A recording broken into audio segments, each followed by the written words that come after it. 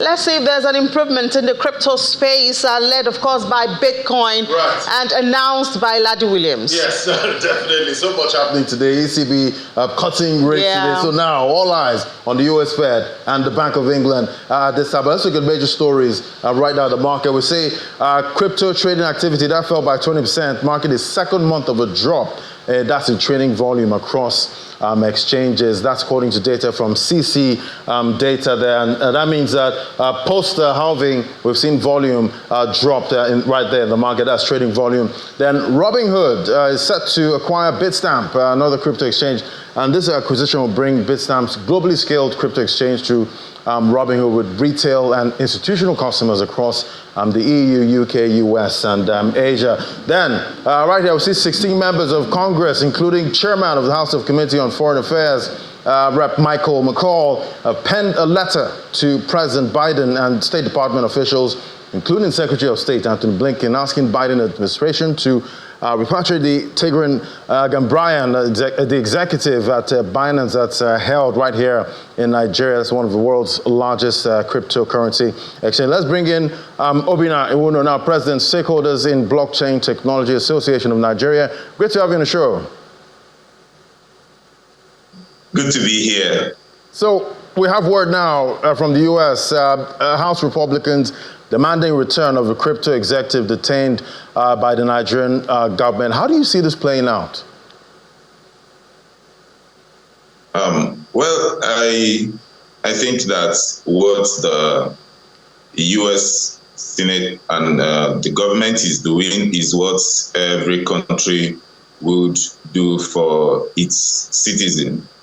Okay, so from possible scenarios that may play out would probably involve a dialogue between both governments, right, to see where the issue is and possible areas of mediation and coming to an agreement that serves justice to both parties, right? So even if the citizen has committed a crime, it is still in the rights of their country to reach out to know the status of their citizens. So this is not per se that what the government is asking for is right or that what our government is doing is wrong, but both governments has a way to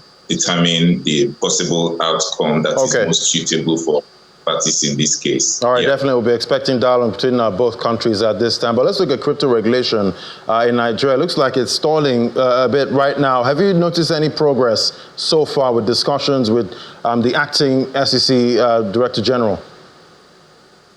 Well, I believe that we are awaiting a lot of positive outcomes because the acting Director General of the SEC is one who understands the digital asset sector. In fact, he could be said to be a pioneer of the digital asset, sector in the SEC because he's one of the first persons whom we started engaging with, as far back as 2019, 2020. So he understands this space, and I believe that he is working, very hard to see that the right regulation is achieved for the space. And we have also sent in our suggestions and recommendations on areas of improvements for the regulation to make Nigeria to become that choice destination for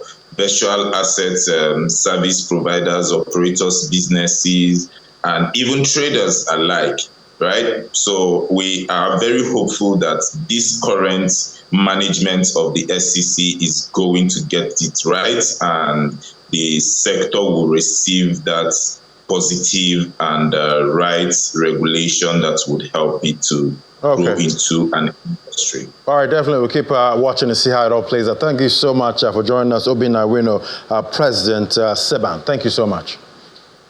Thank you for having me. Right.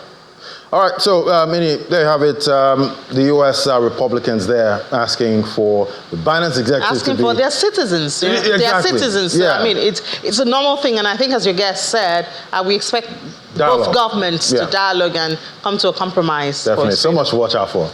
Thank you so much, Laddie. Well, that's it on the program. You can get this experience again when you go to our YouTube channel, especially for our viewers from DSTV. You can watch the full program on our YouTube channel. I'm Ini John McWell. I'll see you later tonight for the Stock Market Report. Do have a great day.